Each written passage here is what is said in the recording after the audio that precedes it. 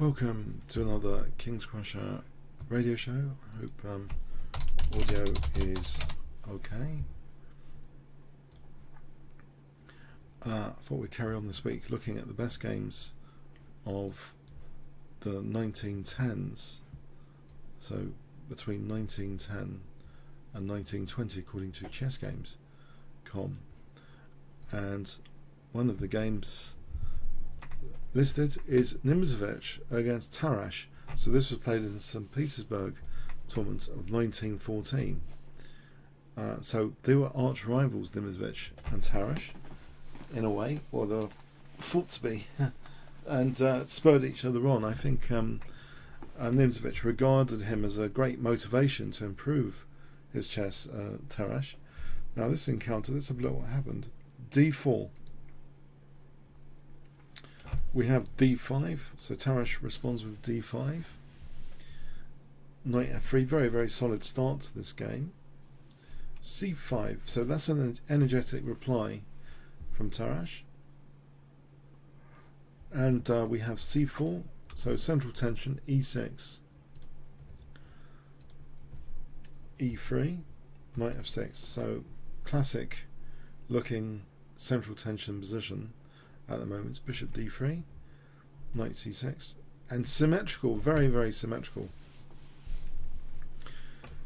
So what's happening here? b3, this looks logical in some respects to Fianchetto. Actually, let's add a Kapitsa and connect to notebook as well. So in this position, is b3 a common move? Actually, it seems bishop e2 is played a lot here, which seems weird. Maybe the move order is kind of funny. Actually, I'm not sure this is actually the case necessarily. It looks as though black's totally equal there. So anyway, in this particular position, b3, black castled, and now bishop b2. So it looks sensible and solid so far, and black also kind of complements white's idea because he's kind of just mirroring white at the moment. The only difference is, the major difference is actually this knight placement at the moment in the position. So the pawns are exactly the same formation. These knights are slightly different, that's all here. And black Fianchetto's there. But there was another famous immortal game which started off symmetrically, like the Rubinstein Immortal started off very symmetrically. It's amazing what can really happen in chess, even from such a seemingly equalish position. Rook c1, but now things change. Queen e7 is played. C takes d5. And Nimzovich seems maybe a little bit interested in weakening some of black's light squares like f5. Now if knight takes d5, this should be okay for white with knight e4. It's slightly better for white, this position. In fact, this bishop can open up. And it looks more than okay, this position. Actually is a good advantage. Black has to play very dynamically and get very complicated. So that looks more than okay on knight takes d5 to play knight e4 here. It looks dangerous actually. Yeah, it looks very, very dangerous. And if black wanted to keep that bishop, it just looks horrible here. Take this. Take here. And there's stuff going on actually. There's stuff going on in this position. Bishop takes. There's a Greek gift. Yeah, there's a Greek gift idea. Incredibly dangerous. So yeah, it seems as though it does look like a compromise. I kind of as though f5 is something of great interest here after e takes d5, because after all, knight takes d5 just seems to lose. So b losing, b worse. So we have this f5 square, And Nimzovich, yeah, he seems very interested in that. He plays knight h4. Now at one point it's a loose piece right on the edge, so it's a bit outrageous in a way, breaking some sort of general rule about knight on the rim. But here, how can it be exploited? I don't think anything's working here. Bishop takes, let me just take, there's nothing. There's nothing there. So we have actually the move g6. And the knight just has kind of done its job in a way I guess Nimzovich was thinking. He just retreated the knight now, back.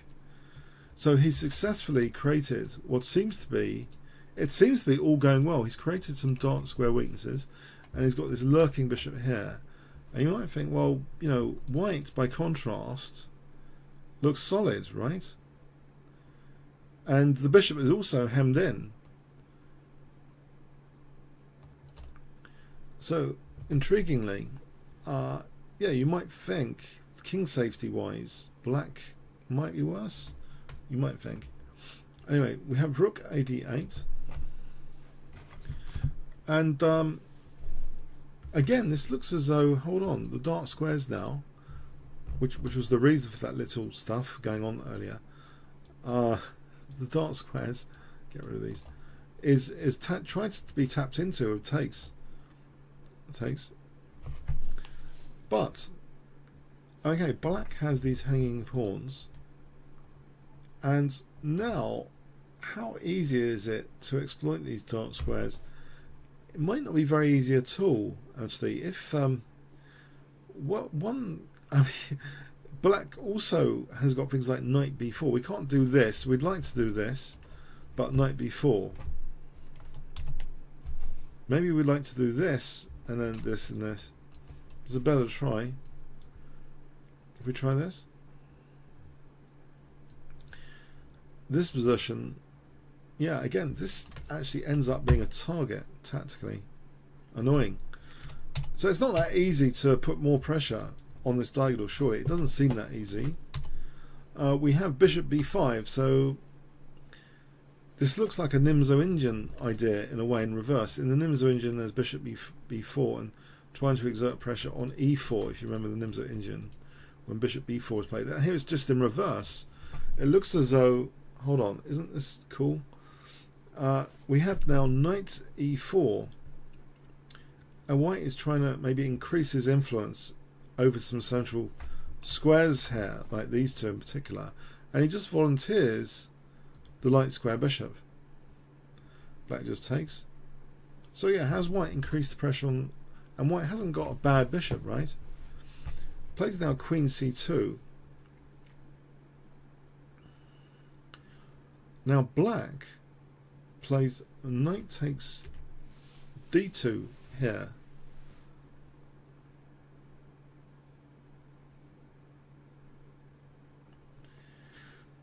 Okay. Now, in this position, if queen takes d2, it seems black has d4. This is dangerous. It's threatening to double the pawns. Example, takes and queen h4, and that's white's king safety gone to bits. It's horrible. Like this, for example, bishop f4. Yeah, this is just horrible, right? It's a nightmare. So it's probably a good idea what was played to avoid this d4, because actually, you know, it's quite energetic with that light square bishop here. It's pretty energetic. So we have this move which takes that target away from the bishop, but there is a kind of weakness of the last move, that h2 has been neglected. Can black make use of that?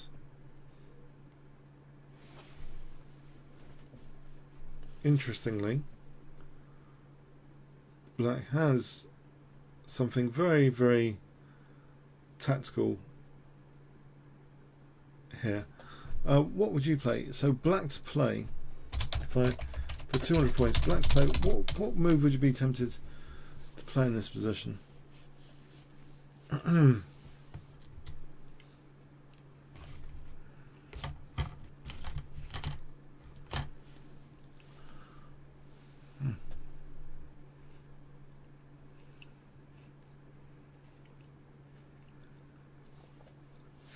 Oops. Any ideas?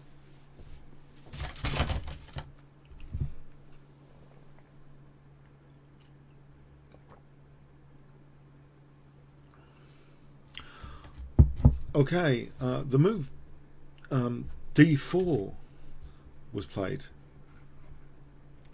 which, yeah, it looks as though these bishops are great, but are they actually doing anything? They're looking down at white's king, that stare. Are they actually doing anything? White cannot react, I think, passively here. If he plays e4, black's just better here if he plays e4, I think. After here, it's a hemmed-in bishop for a start. But it might not be the end of the world, you know. It looks like a grovel to play e4. It's probably one of the better moves to play here, e4. With a safety first policy, not having the bishops. Not having both of them stare at the king anyway. Just one of them. There's also another idea that maybe after this d4, g3 is possible. Just accepting, maybe even accepting this temporary loss of pawn. We've got queen c3 here, celebrating what was achieved earlier. And if it's a pawn down here, it looks as though there's some compensation here. Although it's a pawn down, there's some compensation going on. This diagonal is alright. There's a target. So here, knight e4. Looks as though it might be an equalish compensation dynamic. But what was played in the game was actually neither g3 or e4, g3 or e1 or e4. fe1's another try as well. But okay, in the game we have e takes d4.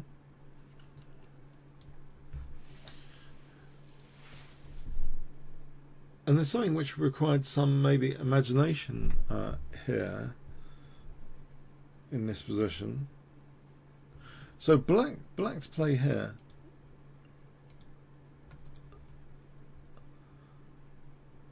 So black's play in this position.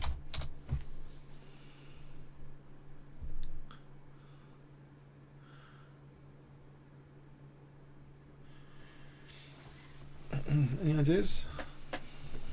200 points.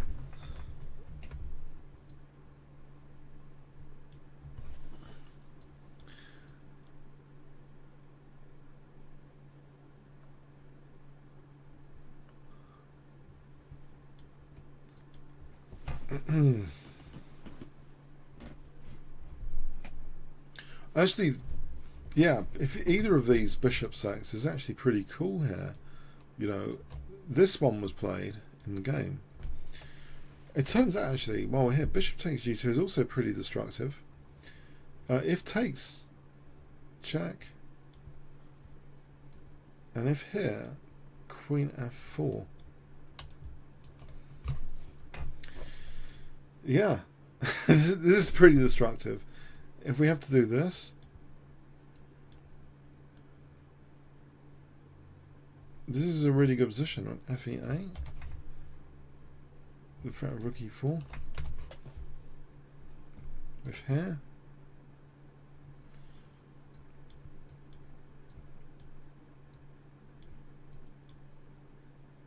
And white would have to give up the exchange.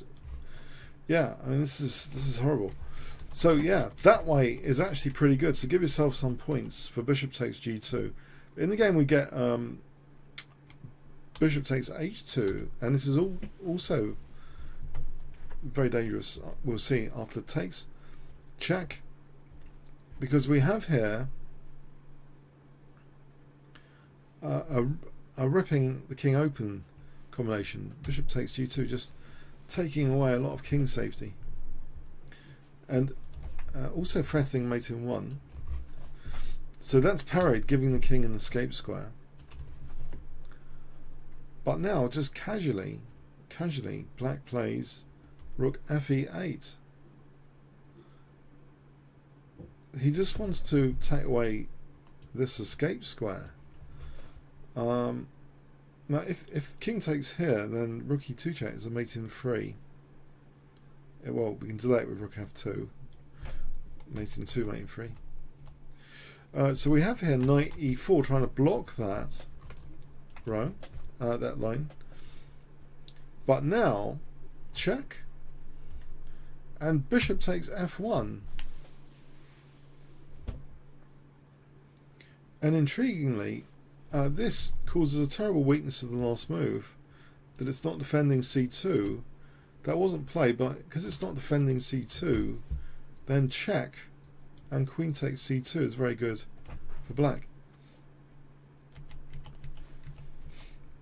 So this is annoying. So we have d5, trying to do something with these dark squares from earlier. Still some glimmer of hope over here. But now f5. This is a very strong move. It seems it gives the black king f7, like the white king had f2. Let's see if we do something else, then knight f6 is really annoying, basically, because there might also be queen takes c5 after. I'll give you an example. Well, on check, I'm not sure there's anything. This is still dangerous actually.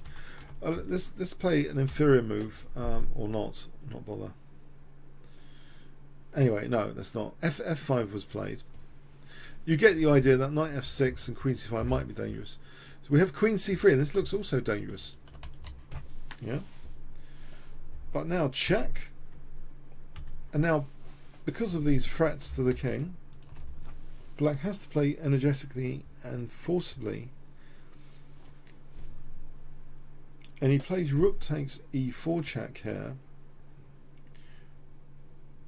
This is a very good forcing move. F takes. Now there's a very, very clinical continuation, which is actually maybe more optimal than the game. In queen g3 check, this would have been good. Queen g3, because here check and mate. Yeah. Yeah, queen g3 is mating. It's like a staircase for the king. Yeah, it just goes down because the king can't go there. So where can the king go? Let's go back. Yeah. So yeah, this is just a staircase for the king. Okay, but more sadistically, f4 was played, extending the checkmate combination. Check. Check. Check. It's still mating.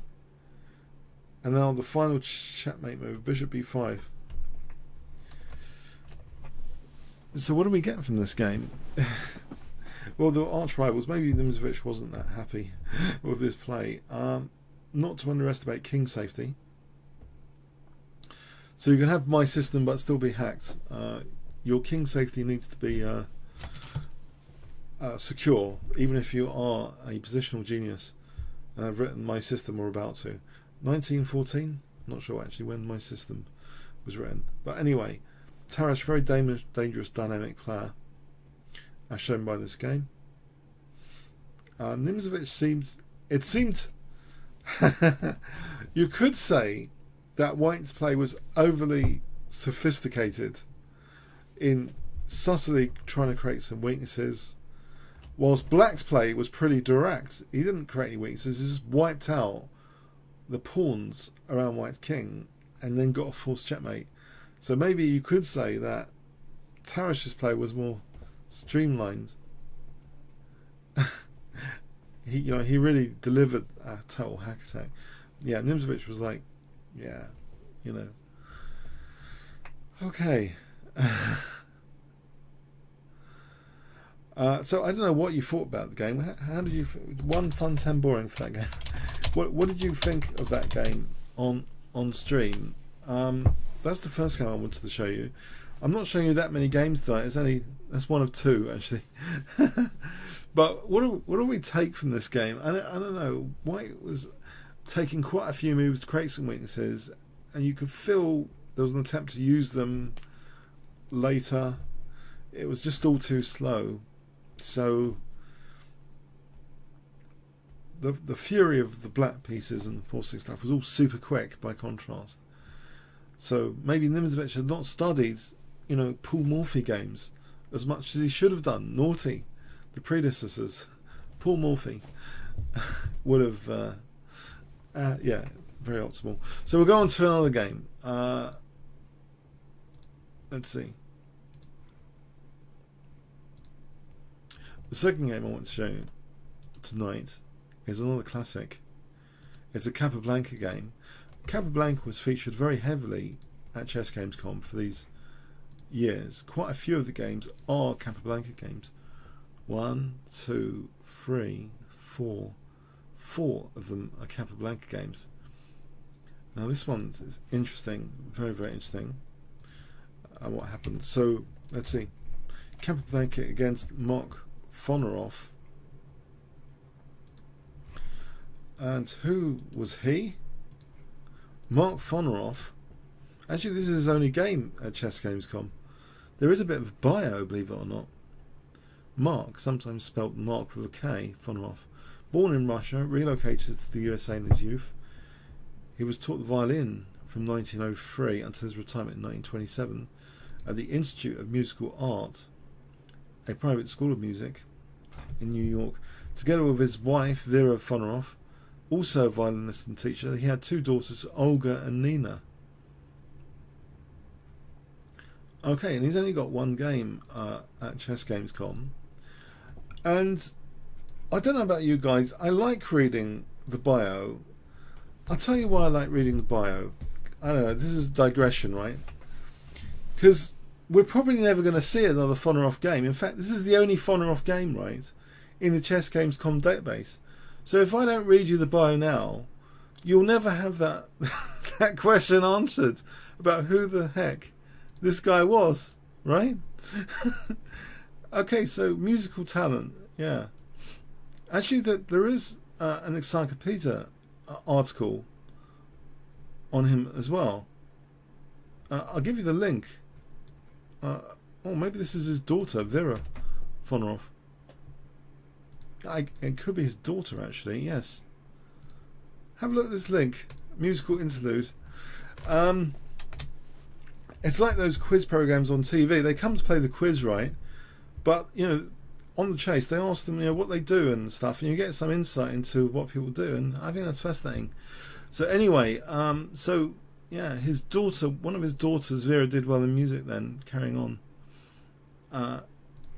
Apparently, that's Vera Fonoff, 1883 to 1962. So, yeah. The dad here, Mark Fonoff, was 1929. He lived up to 1929. Okay, so Vera, I don't think she played chess though. Anyway, so enough of that, yeah? Alright, so e4. And Mark Fonoff played e5. Okay, so knight f... Pardon me, sorry. e4, e5, knight f3, knight c6. We have an early d4. This is the Roy Lopez Steinitz defense, which I believe has a reputation of being slightly passive. It's not too popular nowadays. Sorry, because d6 is played here. d6. This isn't the Steinitz defense. It's when d6 is played. Black here in this position. This is the main line. You take here, and you play bishop c5, and this looks very familiar territory now. Queen f6, and black should be. It looks like a Scotch game. Yes, it's just a Scotch game. Looks okay for black. So that's the way of playing it. Just like going to Scotch. Pardon me, Scotch game territory with e takes d4. That's probably the way to play it. Black will get some dark square play. But no, black played in this game d6. Now this like hems in the bishop, right? It is a bit on the passive side. Knight c3, knight f6, and this knight is pinned. You might think, is that pointless? Why this pin? Well, if black routinely plays bishop e7, that's really annoying actually. d5 or d takes. This is better for white. To break that pin will be at some cost, and yeah, it's not great. Maybe even stronger than taking is leaving that pin there. Queen e2. This is so much better for white. So yeah, we got to respect this pin idea because of d5. So black plays bishop d7 unpinning. Now white castles. Bishop e7, rook e1. E takes, releasing the central tension, and it leaves white with a nicer position in the center. And funny enough, this diagonal is also, it looks pretty good, this diagonal at the moment. Bishop takes, knight takes. And also white's control of d5 is pretty good. That's semi-open file. So yeah, this pawn was kind of, when it was there, it was interrupting the diagonal. And so white seems to have a comfortable looking position. Queen c3, which threatens just, it seems pedantically, but this is more than being pedantic. This is beautiful, believe it or not. I know it looks pedantic to pick on that pawn c7 pawn, but there's something very, very good about this reverse move. It gives the knight a parking spot back on d4. So it gains a tempo there. Now if black dared to try and stop knight d4, say protecting the pawn and stopping knight d4, well, then we got the backward d6 pawn, right? We can just torture that, queen f3. If this goes back, we've got a very nice position, you know, structurally. Torture the d6 pawn. So this little move here is nifty, queen c3. It may be not something you're thinking of too much, but it's a great tempo gainer. So c6, we have this, what seems to be this naughty knight is now coming back over to the king side, and that is going to be a magnificent knight compared to its counterpart. It's going to be a much more aggressive knight than this one. And in fact, we see that now. Knight d7, knight f5, threatening mate in 1. And the queen majestically now is kicked off that diagonal, but goes to the file. And also both of them are looking at d6 as well now, nabbing d6. But also there's a concern here about bishop h6. That poor g7 pawn as well. So black tries to defend with knight e5, probably the only defensive move. Well, no, yeah, it's one of the better defensive moves, right? Because if bishop h6, there's knight g6, that's pretty nifty, isn't it? So simultaneously, it seems, even though black was on the verge of juggling these two balls in the air, he's able to do that with knight e5. It's amazing that this actually even works. No, it does work even in time. Knight e5, it works. Doesn't seem there's an immediate bust here, but there is an issue for black in this position,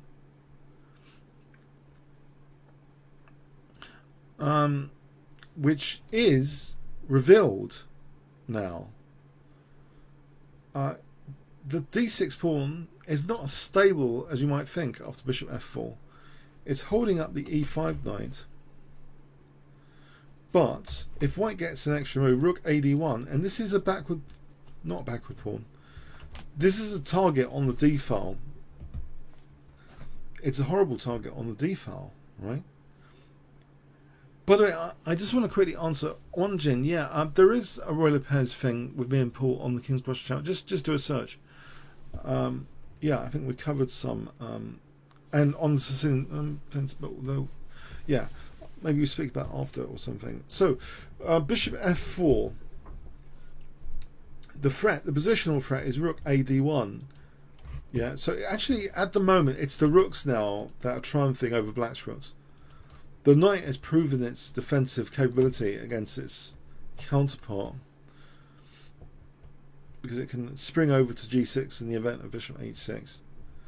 And now black tries to do something about this issue, this d6, queen c7, and it looks as though black is just simply parrying this here, parrying everything. But there is an interesting, very, very interesting move played in this position. Very interesting. White play. I wonder if you can guess it, if you haven't, especially if you haven't seen this game before. For 200 points, can you guess what white played in this position?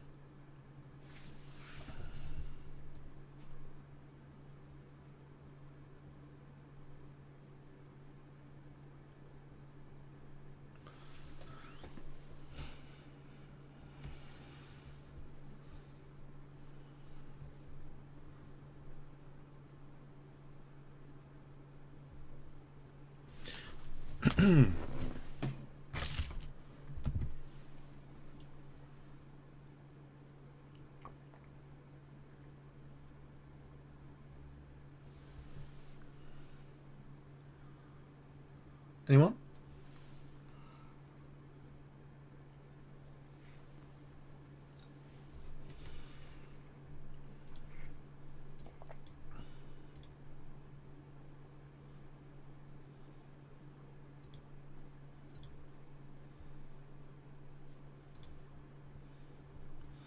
By the way, I noticed some overhang on my right. I think I'll fix that now if I can. So white to play. Any ideas?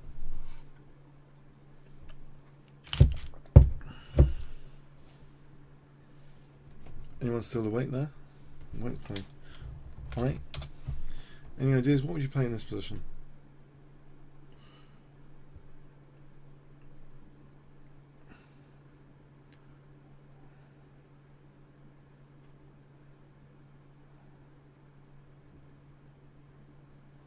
Okay, I'm going to have to reveal it because there's no takers here.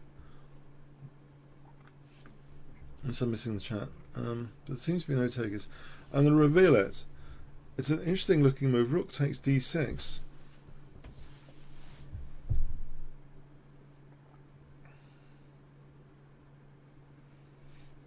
Now black played rook takes d6.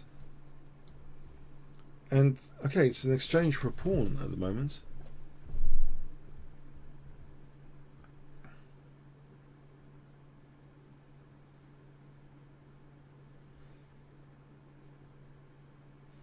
Now black has, it seems, a saving move in this position which wasn't played. Funny enough. You know, when this magnificent looking rook takes d6 was played, there was a kind of Achilles heel to that. This is a loose rook. And in fact, the resource that black has, which may be saving black, which he didn't play, is queen a5. Funny enough. Gaining a tempo. And if bishop c3, bishop takes c3, takes, rook g6, check, check. And this should be about equal. Yeah. The wonders of the weakness of the last move. High tech. But yeah, no. So the weakness of the last move, actually, even though it's, you sometimes get this really super aggressive moves, they still have Achilles heels which might be left behind the scenes of a game. That sort of Achilles heel, that's a loose piece on e1. You can see the back row is a bit vulnerable as well. There's no air for the king here. But anyway,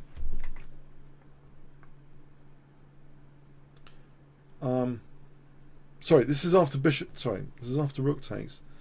bishop takes. The point is here, this position, it looks terrible. You know, if bishop takes, then that's terrible. Queen takes is forking d6 and g7. So that's just being a knight down. Yeah. So there's just one move here, this queen a5. So it's sort of looking at e5 and e1.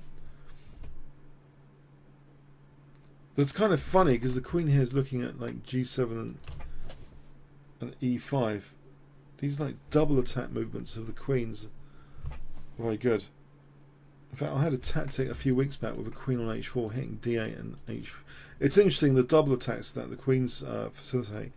But anyway, so that's swept behind the scenes because black played rook d1, trying to tap into the rook a different way. It's looking at the back row with rook d1.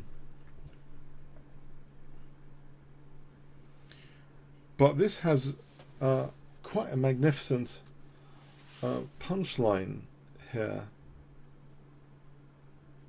to it. Capablanca took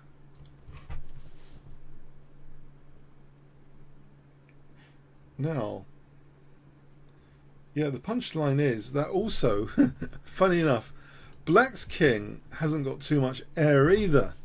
Yeah, these kings are pretty claustrophobic, both of them, and there's resources based on that. Yeah, but there's a resource based on black's claustrophobic king lacking air. We have the move bishop takes e5. We'll look at queen takes e5 after.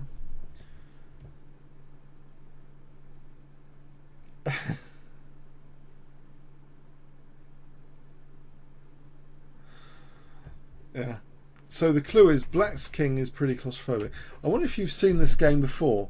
So white play here. I wonder if you've seen this combination before. White play.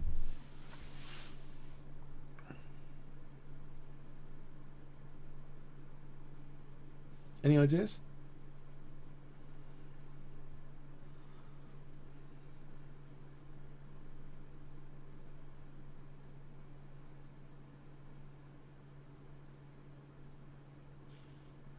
Right, I'll give you a clue. It starts with knight h6 jack.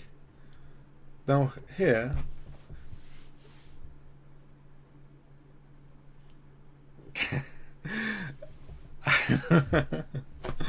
oh dear, oh dear, oh dear. It.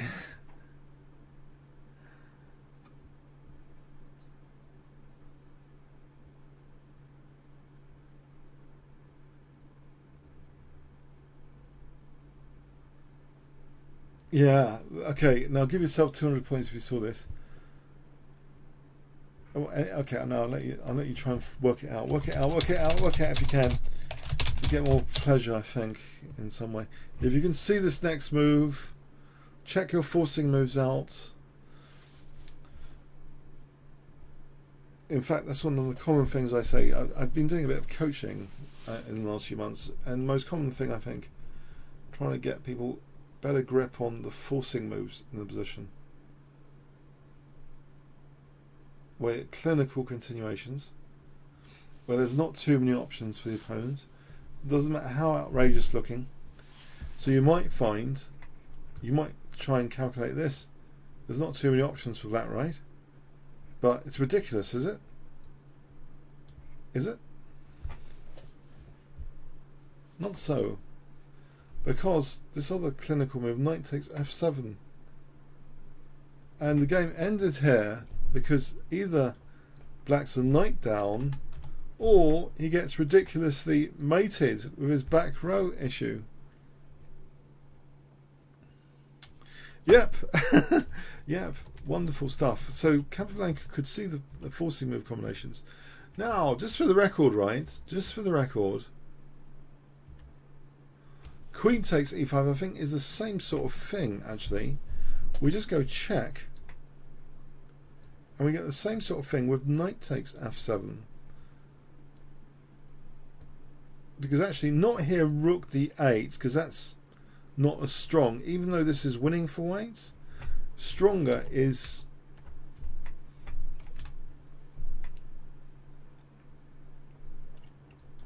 queen takes e5, just to go for that back row mate. Yeah. So yeah, queen takes e5 didn't help. Yeah, it's amazing. There's a certain beauty and logic of this game, but also, yeah, this weakness of the last move business is fascinating.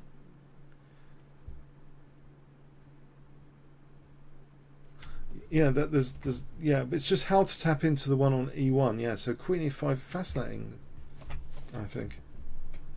What could white do here? Yeah, I mean, I've shown you bishop c3. I don't think if the rook moves, we just lose that bishop, right? We just lose the bishop. I mean, if c3, we just lose the bishop. Yeah, so this would have been about equal with bishop c3. I know this is a crazy continuation. That fork is handled with rook g6. No other way of handling it, right? Otherwise, a knight down. We just take that knight down. Right. So rook g6. Okay, it's one of those things, but slightly, you know, not totally winning in all variations, but a beautiful line from an engine point of view. If we don't want to leave this weakness to the last move behind, I mean, it's a beautiful line. H4, white is slightly better, it seems. H5 would threaten,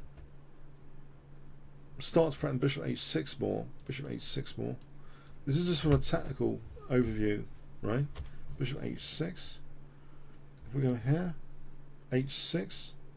So creating the fawn pawn, this is one of my favourites, might have been technically the best way to go in this game, because if takes here, then we fragmented the pawns. Queen h3. Yeah, I think black's king is getting blown to bits. That we fragmented the pawns around the king. This looks killing. This looks absolutely killing. This position. Black would have to like lose the exchange and lose the game. So yeah, it seems white is in a great position to just gear up more for an attack with h4. Believe it or not, h4. Let's have a look here. h5. So king h8. If we play g6, this might be. It's creating some weaknesses, like in the Nimzovich Tarrasch game earlier. Creating some weaknesses here. And this might be good for white on this occasion as well. But nevertheless, the game was far more beautiful than this, because black seems to be holding on here. So the game and its outcome and its beauty is immortal, the way it was played with rook takes d6. So that's just an academic exercise there, just to show you in truth what objectively, scientifically might be the approach to use the h-pawn, believe it or not. I suppose it's the one free attacking resource here.